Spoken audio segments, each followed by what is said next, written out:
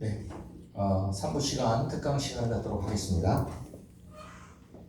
예, 이번에는 우리 김성희 목사님 나오실 텐데, 예, 김성희 목사님은 전 보건복지부 장관이셨습니다. 지금은 이제 목사님이시고요. 나라가 상당히 많은 어려움이 있고 문제를 어떻게 해결해야 되는지 많은 사람들이 고민하고 있는데, 과연 크리스찬들은 어떻게 될까요? 네, 오늘 제목이 소금입니다. 귀한 이 시대에 맞는 그런 말씀 보내줄 거라고 했는데, 박수로 맞이하도록 하겠습니다.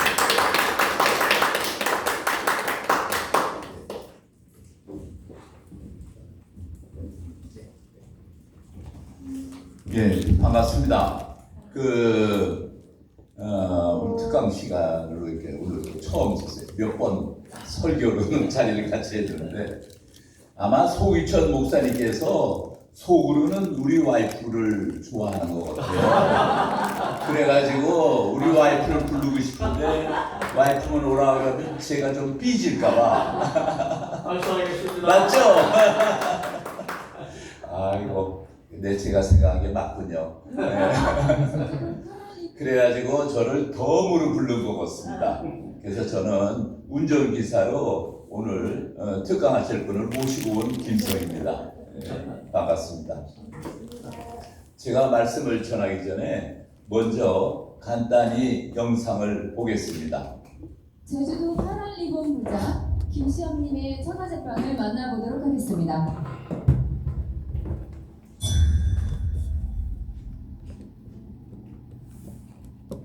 제 천하제빵은 시업 드림입니다. 이 빵에는 이 대회를 치르는 동안에 제가 마주했던 꿈과 열정, 그리고 눈물이 담겨 있습니다. 아들 비니를 떠올리며 흘렸던 눈물. 애기 말하면 눈물이 세상에.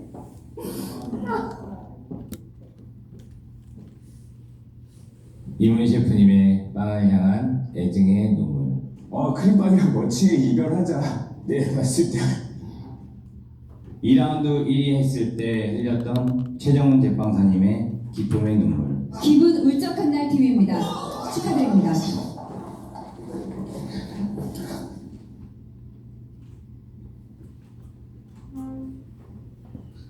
빵 굽는 아나운서님의 묵묵히 빵을 굽던 시간들.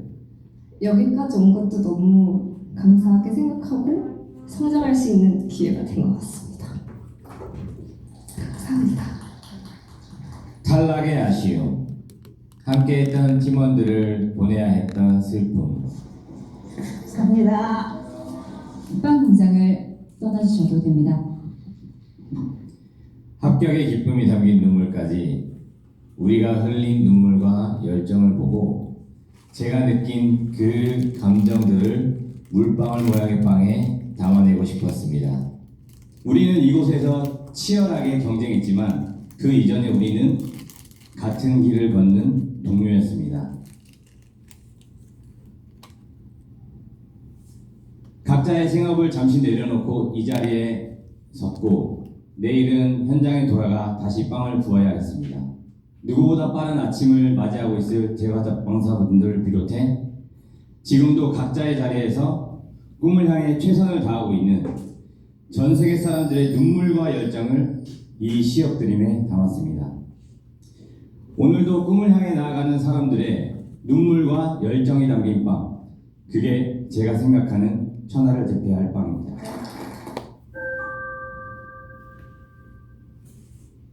시업 드림을 시식하는 방법은 이 결대로 사선으로 자르셔서 여기서 오른쪽은 피스타치오 크림이 들어있고요.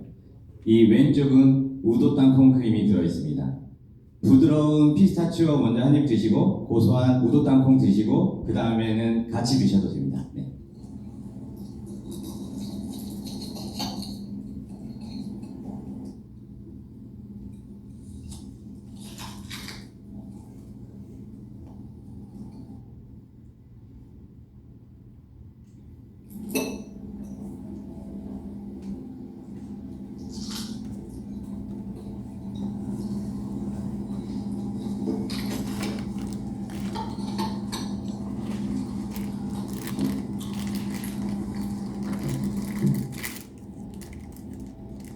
마스터님들 시식평 한마디씩 부탁드립니다. 오늘 프레젠테이션 할 때 정말 제가 가슴이 울컥했거든요. 많은 사람들의 이런 눈물 그리고 열의 또 열망 이제 이런 것을 거쳐서 지금 3개월 만에 우리가 탑7이 왔는데요. 이 얘기하면 좀 사람들이 웃을지도 몰라요. 조금 소금기가 있어야 되지 않았을까? 이 브랜드의 완성도를 위해서는. 왜냐면 프레젠테이션 한 거에 비해서 맛이 너무 행복하고 달콤해요. 사실 맛적으로나 마케팅적으로 봐도 피넛에 소금기를 좀 넣었으면 훨씬 더 피스타치오하고 밸런스가 맞지 않았을까. 그리고 스토리텔링하고도 아주 딱 떨어지는 그런 맛이 아니었을까 하는 그냥 아쉬운. 노영 마스터님처럼 안에 조그만 소금을 더 넣었더라면 맛이 더 특색 있지 않을까라는 생각이 드는 아쉬움이 있습니다. 하지만 기술도 완벽하셨고 작업도 완벽하셨고 프레젠테이션도 완벽하셨고 오늘 너무 수고하셨습니다. 세계를 제패할 단 하나의 빵. 대망의 천하제빵 우승자를 발표하겠습니다. 정말 진심으로 축하드립니다.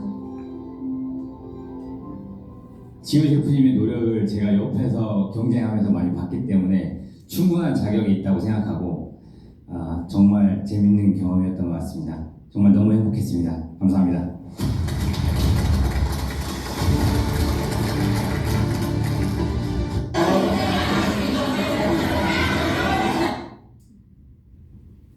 예, 잘 보셨습니까? 네. 예, 아마 MBN TV로 직접 보신 분도 계실 것 같아요.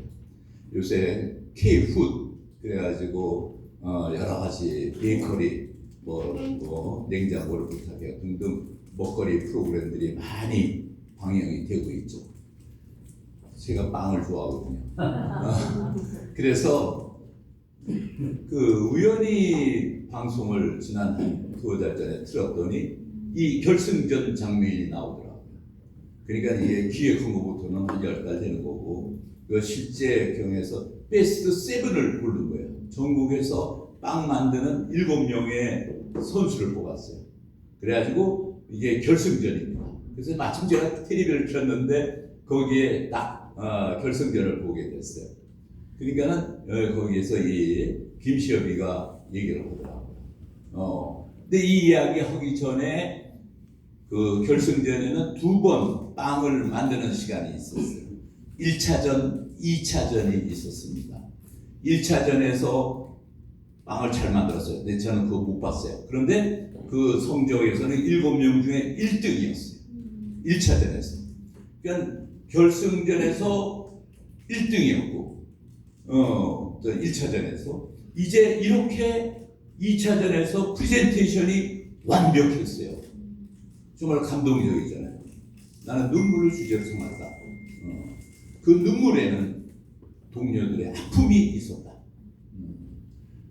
자식을 생각하는 엄마의 마음, 또 동료의 사랑, 또 기쁨의 눈물, 또 패배하고 할 수 없이 돌아가야만 했던 그 모습들, 그런 눈물 하나하나를 정말 리얼하게 얘기하면서 프레젠테이션이 내가 보기에는 완벽한 수준의 발표를 한 거예요. 그러니까 그걸 보면서 저는 와, 빵도 이제 스토리텔링 시대로 들어갔구나. 빵 기술만 있는 게 아니구나. 그걸 느꼈습니다. 정말 대단한 발표였어요. 그래서 난 속으로 저 사람이 1등 하겠구나 하는 마음이 들었어요. 그런데 이 판정 결과는 이 사람이 2등이 됐습니다. 1등은 한 사람은 누구냐 하면은 4등, 결승전 1차전에서 4등했던 황지호라는 여자, 아까 마지막에 잠깐 우승자라고 비춰지는 여자가 1등을 해요. 근데 이 친구는 자기가 그 프레젠테이션 선생님을 봤더니 그 얘기를 하더라고요. 내가 고향에 가서 그 할머니 집을 방문하면은 할머니가 마당에 있는 그 연시 익은 감을 따서 줬다. 이것이 내가 먹은 최초의 맛있는 디저트였다. 그래서 나는 이 연시가 들어가 있는 빵을 만들었다 하는 그런 발표를 해. 그리고 그거로 이 사람이 4등이었는데 1차전에서 4등이었는데 1등이 됩니다. 점수 차이도 제법 컸어요. 그걸 능가하고 올라갑니다. 오히려 1등 했던 친구는 뭐 당연히 빵도 훌륭하죠. 그런데 2등으로 떨어졌어요. 높은 점수에서 4등이 올라갑니다. 심사위원이 말합니다. 뭐라고? 눈물의 이야기인데 왜 소금기가 오냐? 정작 필요한 건 소금이 아니냐? 이 노영이라는 심판관이 대단한 여자예요. 저도 이후에 다른 사람을 통해서 얘기를 들었는데 한국 브랜드를 만드는 최고의 전문가입니다. 그래서 그게 심사위원으로 됐는데 올리브영이라든지 뭐 여러 가지의 방송에 좋은 비비고 이런 거를 다 만든 창작가예요. 그 사람이 심사위원. 이 사람이 한마디 던지는 게 뭐냐면 소금기가 부족하다. 소금기가 부족하다. 저는 그래서 와 얼마나 이 프레젠테이션 완벽해, 빵도 완벽해. 심지어 심판관의 판정까지도 완벽했다고 저는 생각해요. 왜? 눈물의 빵인데 거기 소금이 없냐? 눈물은 원래 좀 짜요. 거기 소금기가 있습니다. 저는 이 제빵사의 그 눈물의 빵 이야기가 단순한 그 요리 평가, 요리 경연대회가 아니라 정말 우리가 인간의 삶이 어떻게 돼야 되는가 하는 본질을 얘기하는 최고의 프로그램이었다고 생각합니다.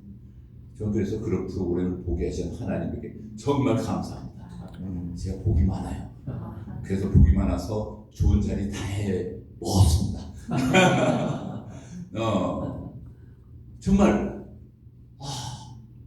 이 방송 프로그램 하나하나에도 하나님이 임재하시고 얼마나 많은 그걸 시각을 우리한테 주는 거예요. 빵의 기술 완벽했어요. 스토리도 완벽했어요.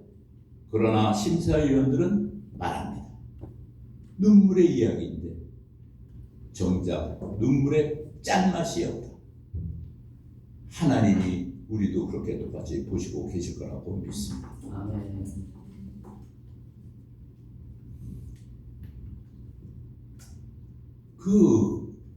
왜 눈물의 이야기인데 정작 눈물의 짠맛이 없었을까? 이거는 진실성의 부족, 진실성의 결핍이라고 생각이 듭니다. 이것이 당연히 1등으로 될 줄 알았던 사람이 2등으로 떨어지는 결과를 가져왔죠. 그러므로 눈물의 빵이 단지 달기만 했다면 그거는 고통을 이해했을 뿐이지 고통을 진심으로 깨닫고 동참하지 못한 거죠. 정말 그들의 동료들의 아픔을 이 정말 발표할 때도 여러 가지 시각이 살았지만 정말 그 속에 그 아픔이 있어요. 고통이 있어요. 단지 고통을 연출했을 뿐이다. 하나님은 보십니다. 고통을 연출해서는 안 됩니다. 마태복음 15장 8절에 말씀하고 있죠. 이 백성이 입술로는 나를 공경하되 마음은 내게서 멀도다. 우리가 말씀만 입술로만 주님을 공경하지 않았나 생각해보는 참 좋은 내용이었다고 생각합니다. 표현, 발표, 프레젠테이션 다 훌륭했지만 실제 삶의 채취와 눈물의 깊이가 부족한 그것을 우리한테 메시지를 전하는 프로그램이었다고 생각해요. 세상을 우리가 살다 보면 우리가 가끔 그런 얘기 많이 듣죠.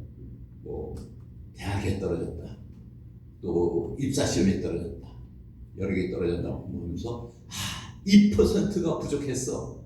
뭐 이런 얘기들을 해요. 많은 사람들은 사회에서는 그 2%를 91점이면 합격을 했을 텐데 89점 받았구나. 뭐 이렇게 얘기할 수도 있어요.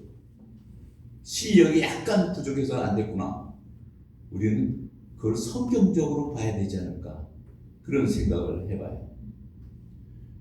성경은 그 시험이라든지 실력이라든지 이거에 핵심이 부족한 게 아니었냐, 본질이 부족한 게 아니었냐, 이런 거를 묻는 게 아닌가 싶습니다.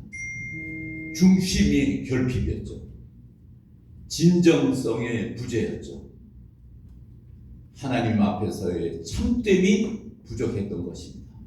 그게 세상에서는 2%라고 얘기하는 게 아닙니다. 그런 생각입니다. 이 세상에는 2%는 핵심입니다. 당락을 결정하는 거 아니겠어요? 2%가 중요한 거지 90점을 받았다 80점 받았다가 중요한 게 아니에요. 하나님 앞에서의 그 참됨, 그것이 중요한 게 아닌가 싶어요. 우리가 그동안 살다 보면 눈물을 흘리는 경험도 참 많아요. 또 타인의 아픔을 공감하기도 했어요. 또 그 타인의 아픔을 보면서 정말 나이가 무력하고 연약함에 대해서 부족함을 느끼고 겸손해지기도 했죠. 그러나 그러한 것을 넘어서 더 중요한 것은 하나님 앞에서의 진실함, 이것이 우리에게 요구되는 것이라고 생각됩니다. 우리가 하나님 앞에서 진실할 때 우리의 삶 속에서 하나님의 향기가 뿜어나올 줄 믿습니다. 그래서 정말 이 제방대 평가는 그런 생각입니다. 좀 이게 특강 시간이고 그래가지고 제 얘기를 하면서 아까 목사님 설교 말씀을 들으면서 생각했어요. 제 이름이 성이입니다. 성은 거룩성자예요. 그래서 거룩하면서 거룩함, 제 이름에 대해서 말씀을 해주시는구나. 그래서 열심히 들었습니다. 좋은 말씀이죠. 정말 그래서 되게 이는 두 이자거든요. 그래서 아버님께 물어봤어요. 왜 제 이름을 성이라고 했어요? 그러니까는 거룩하고 거룩해져라, 계승덕하라, 이런 뜻도 있고, 첫째는 예수님이고 너는 둘째만 해라. 그런 편안함. 그래서 저는 편안하게 살았어요. 어디 가도 2등만 하면 되는 거지. 그 1등을 힘들잖아요. 그래서 어떤 그런데 그 오늘 말씀 보고 저는 거룩하고 너는 계속 2%가 부족해. 그러니까 계속 거룩해야 돼. 그 이름이 제 이름이 아니었나. 저는 그래서 앉아서 들으면서 제가 얘기했던 그 2%하고 거룩함을 갖춰서 생각을 해봤습니다. 정말 우리가 계속 노력을 해야 된다고 생각이 듭니다. 이제 6월이 됐잖아요. 우리 6월 보면은 얼마 전에 현충일도 있었고 돌아가신 분을 기리는 그런 시간 아닙니까? 최근에 제가 접한 어떤 책에서는 그 윌리엄 쇼라는 선교사 이야기가 있더라고요. 일찍이 일정 때 그 아버지 윌리엄 쇼라는 분이 한국에 와서 평안도 지역에서 많이 선교도 오고 전국적으로도 많이 큰 일을 하셨어요. 그런데 이제 그 아들이 있었습니다. 그러니까 윌리엄 쇼에게 주니어겠지. 그 아들이 있었는데 그 아들이 이제 평양 외국인 학교를 졸업했어요. 고등학교까지. 그런 다음에 미국에 갔습니다. 미국에 가가지고 거기서 웨슬리언 칼리지에서 공부를 했어요. 그래서 웨슬리언 칼리지에서 배우자를 만나가지고 또 딸과 아들을 낳고 살았어요. 그러다가 2차 대전이 터졌어요. 그래가지고 2차 대전에 해군 장교로 입대합니다. 그리고 그 노르만디 상륙 작전에서 그 사진을 보면은 아이젠하워, 그때 사령관이 아이젠하워인데 나중에 미국 대통령이 되죠. 그 아이젠하워 장군을 탄 그 상륙정 PT정에 선대서 그 기관사 역할을 하는 친구가 그 사진이 둘이 딱 아주 선명하게 나와요. 그러면서 노르만디 상륙 작전에 참가해서 아주 혁혁한 적과도 없고 중위로 제대를 합니다. 그리고 또 알다시피 얼마 지나서 한국 전쟁이 터졌죠. 그때 이 윌리엄 쇼는 하버드 대학교에서 박사 과정을 하고 있었어요. 하버드 대학에서 박사 과정을 하고 있고, 물론 부인과 그 두 아이들을 기르고 있는 좀 행복한 가정이었죠. 근데 한국을 사랑했기 때문에 다시 참전을 합니다. 지원 입대를. 그래가지고 해군 그걸 해서 이번에는 인천 상륙 작전 할 때 또 참가합니다. 그래서 메가더 장군이 탄 배와 같이 그 배에 타가지고 그때 아마 대위였던 것 같아요. 그래가지고 그 상륙에서 상륙작전 아시다시피 그게 뭐 성공 확률이 낮은 건데고요. 그래서 인천 상륙 작전이 성공한 다음에 이 사람이 메가더 장군을 찾아가가지고 얘기를 합니다. 저를 해군에서 해병대로 바꿔주세요. 저는 땅에 가서 평양까지, 북한까지 가겠습니다. 그래서 정말 예외적으로 다른 친구와 같이 해군에서 해병대로 전역을 바꿔요. 그리고 해병대가 됩니다. 그리고 우리 해병대랑 같이 서울로 들어와요. 그러다가 불광동 근처에서 그 매복하고 있던 인민군에 의해서 총격을 맞고 사살당합니다. 돌아가셨어요. 그 얘기를 보면서 너무 놀라운 거예요. 아니, 우리 애나는 그렇게 사랑할 수 있었을까?